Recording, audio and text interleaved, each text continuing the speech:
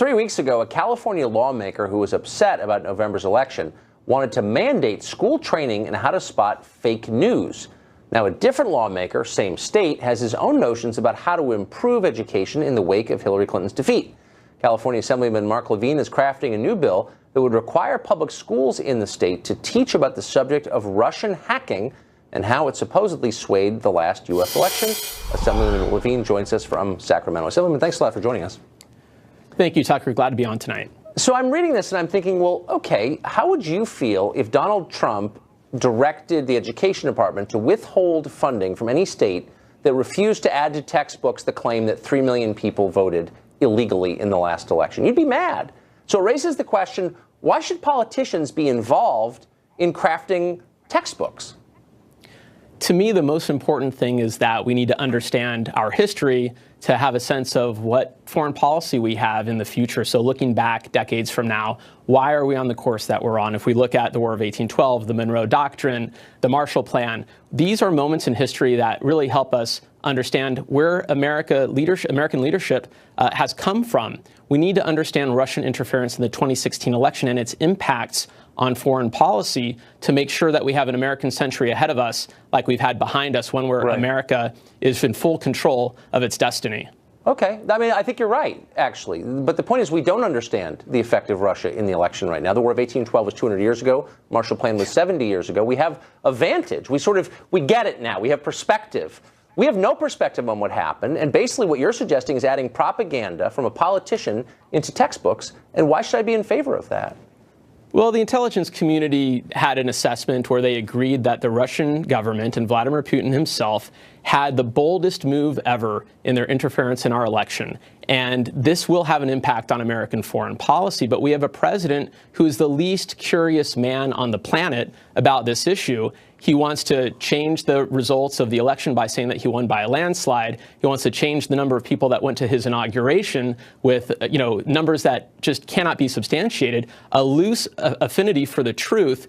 And usually winners write the history books. But we need to make sure that the truth is in our history books and it's not papered over by the president. Okay. No, what you're doing is trying to get losers to write the history. Well, look, I just want historians to write the history books. And That's right. I agree with you. I do. Who says you're a nice guy. You seem like a reasonable person. I don't want to attack you.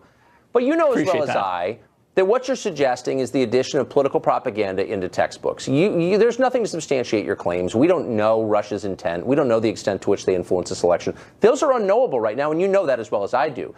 I agree with the intelligence community's assessment. Look, their assessment does not say that the outcome of the election was affected by Russian interference. It doesn't say that, and you know it doesn't say that. And they also have no way of knowing the intent because it's unknowable. They did not assess whether or not their interference had an outcome. They assessed whether or not the Russian government purposely, and Vladimir Putin himself, purposely intervened. If I were President Trump, I would condemn that interference, and I would say that they would be held accountable and that their impact would not be on foreign policy other than that. The president has done everything he can to deny it, but when he was confronted with the incontrovertible evidence of the intelligence community's assessment, even he had to agree that they were involved. So you don't like to look, I know you're from Marin, right? You're from Marin County. Yeah, I get it. I lived in California. Like, angry rich people come up to you at parties and say, we got to do something about this Trump character. He's terrible. He's wrecking the guy. I get the pressure that you're under. But I'm just asking you I have highly educated and highly engaged voters. When you're sipping Chardonnay and Ross, people are hassling you. And I get it completely. But let me just ask you, how would you feel as a parent, and I think you are a parent, if your kids' textbooks had political claims that were not basically substantiated and they were clearly partisan, and they were inserted by some politician you didn't agree with? Wouldn't that enrage you?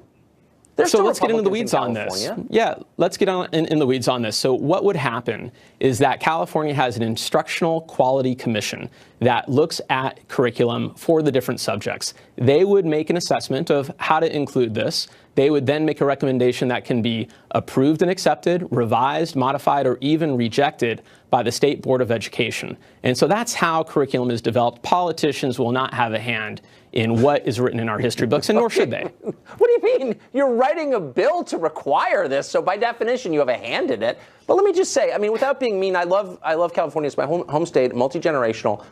But it's like not as nice as it was when I grew up there, and you know that. It's much poorer than it used to be. Got a lot of problems, a lot of uneducated. It's got more poverty than any state in the country, and it's got some of the worst schools in America. And so should you, a smart, capable guy with power, be spending his time trying to appease the angry rich housewives of Ross with nonsense like this, or like improving the state?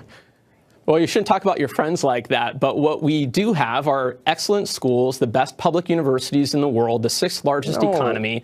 We are leading the nation in job creation. Innovation comes from California, but where you live should not define whether or not you will be successful. This socioeconomic challenge, this inequality, is something that is as true in California as it is in Kentucky. Okay. We need to do more to fix that. That's true. And nationally, we all struggle with this. So if you're an African-American 6th grader in California, and way less than 50%, I think it's more like 20%, pass the math standards at that age, is learning propaganda about Russian interference in the election, is that really going to make you a better software engineer? Like, this is totally frivolous. We can learn history, and we can also, as I have since I was elected in 2012, reinvest in education, where I voted to increase spending by $14 billion, but also change the way we spend in education by making sure that the socioeconomic status does not define how much funding goes to your school, that in fact we can direct money to where it's needed to improve outcomes. We have a lot more work to do, but we need to know the truth about American history.